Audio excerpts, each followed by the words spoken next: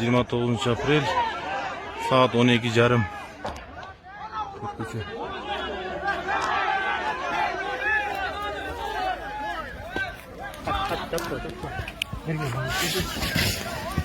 Ой, ineyim bunu.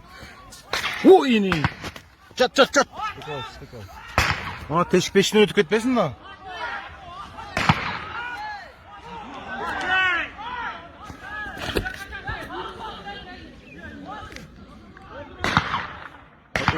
At.